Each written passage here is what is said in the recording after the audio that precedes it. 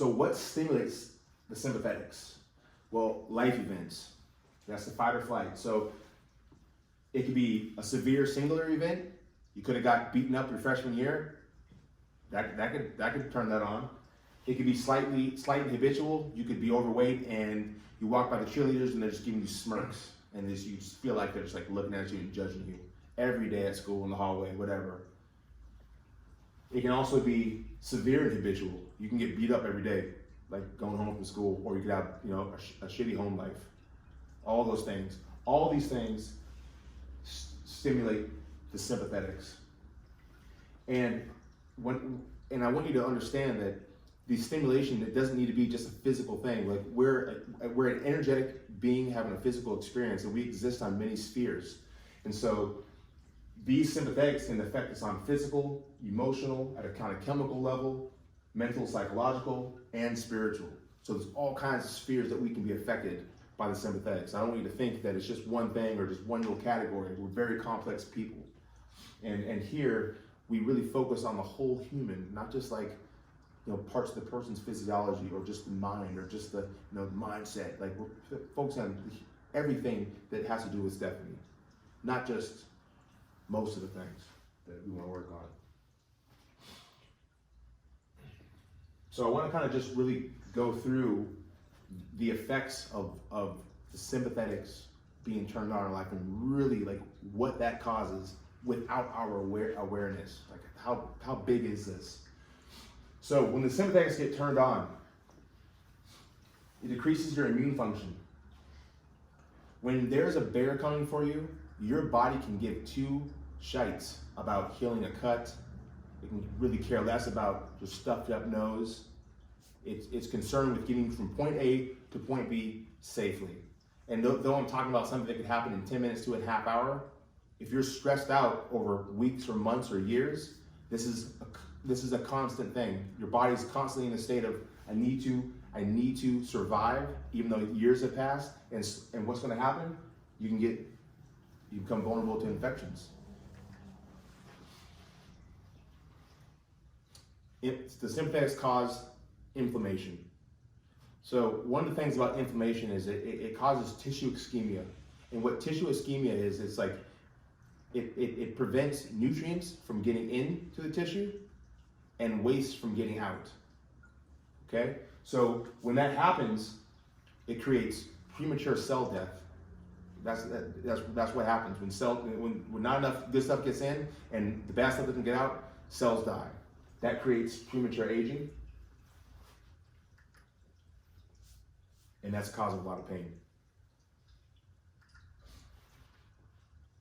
Like I said earlier, when the sympathetics are turned on, blood is shunted from our cortex, shunted from the place that we want to just look around and figure some things out. It's shunted from the place that the blood would flow when we're in normal states of safety.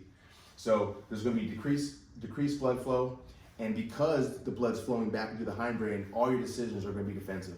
You're going to be thinking from a position of defense, survival. When you're in survival mode, it doesn't matter how much you want to read a story to your kids or be whatever. Like these are higher powers that really dictate our life that we are not always aware of. And because of these defensive decisions and the blood flowing in the hindbrain, there's body anesthesia. And the reason why is because, let's face it, when you were trying to like run away from a bear, it's not important if you have it's not time to nurse your sprained ankle, or you have a cut. Like I have a sore cut right here. My background is boxing, and I competed on a national level for years. And when I get into the ring, I fought on heavyweight at the heavyweight level. So there's some guys. Every guy on my level hit hard. Every guy will knock you out if you let him hit you. It's just simple as that. But what's nice about when you start fighting is that adrenaline kicks in. And when you get hit, you don't feel a lot of the hits. You feel them like the next day, but your body starts kicking on adrenaline, epinephrine, and so that's one of the things that gets kicked on when the sympathetics are going on. So it creates a numbness to your body, right? Because why do you need? This is not time to sit there and feel like what my heart feels like right now when you're going to die, or at least neurologically you think you're going to die. Does that make sense? So decreased visceral blood flow. The viscera is your organs, intestines, right? So you gotta run, blood, you don't need to digest food. Your blood's gonna go here. Legs, arms, you gotta run, right? So what ends up happening is you get what's called leaky gut, small intestines leak. And what that is that stupid word. Thank you. So when blood's not flowing in the small intestine, then we have food that needs to get digested and gets absorbed into our bloodstream through our small intestine. When there's not enough blood, the proteins will leak through the small intestines. When the proteins leak through, your immune system goes, oh, what is this stuff in the blood that's not supposed to be here? It could be like chicken cartilage, something like that, right?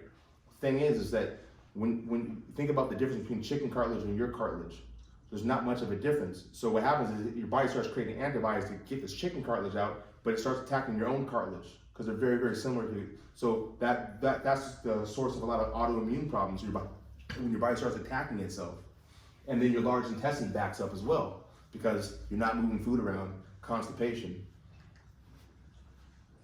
And this leads to IBS, spastic colitis, autoimmune diseases, like I said, diverticulitis, Crohn's disease, lots of just serious digestion, irritation, ache, all those things. Not fun stuff. Now check this out. So nutrients are not absorbed, waste is not eliminated. It's just like back we talked up here about premature aging. When cells aren't getting the nutrients they need and the waste is not leaving the cells die. Well, when a human being is not getting the nutrients they need because they're not absorbing the nutrients through the small intestines, they're backed up and constipated, so the waste is not getting out of the body, what do you think happens with the human being? The human being starts to recycle, like the light, whatever you want to say. Like, you know, it's the cause of beginning of pathology. And if you want to look at it on a big collective level with our society, look at neighborhoods.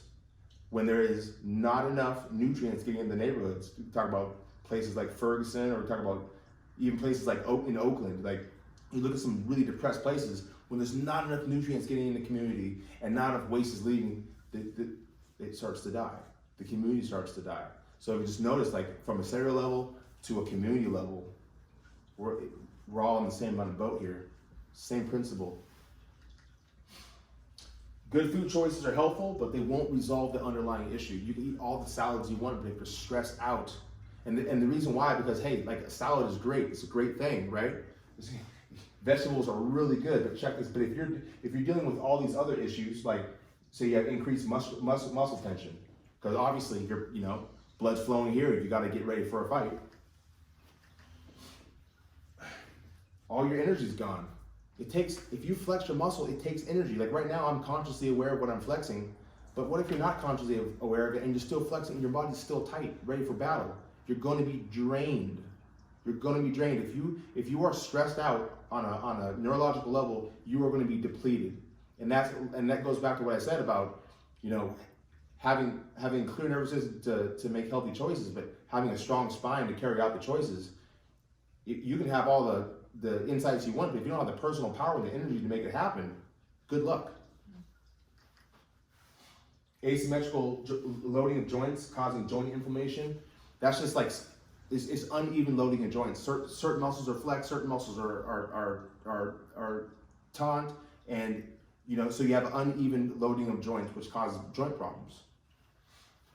And we talked about, like in a lot of people who've been in care here will test like parameters with the active subsystem, which is the muscles along the spine, and then we'll talk about the passive subsystem, which is the spinal cord. And a lot of times there'll be asymmetrical loading of tension, like the spine will be holding on to all kinds of tension, but the muscles next to it will be holding on to like no tension. It's like, that's not good. That means the spine is working way too hard, or vice versa. So we want to see the even distribution. All of these things, all of these experiences, where I just kind of went in this wheel, reinforces the sympathetics. I'm tired, so I'm not gonna stop at Rayleigh's on the way home and make myself a salad mix because I'm just exhausted. So I'm gonna stop at Carl's Jr. and I'm gonna get a burger or whatever. I'm gonna eat that, and it's gonna cause me to feel like even like more crap. And I'm just gonna, it's like the snowball effect. So this is what this is called is sympathetic windup. It's the will that just keeps on feeding itself, and your quality of life goes down. So one of the things that we really put a lot of like emphasis here is like, how can we help people? How can we help a person's quality of life go up? How can we help people have greater depth and greater life experience? That's what this is really all about.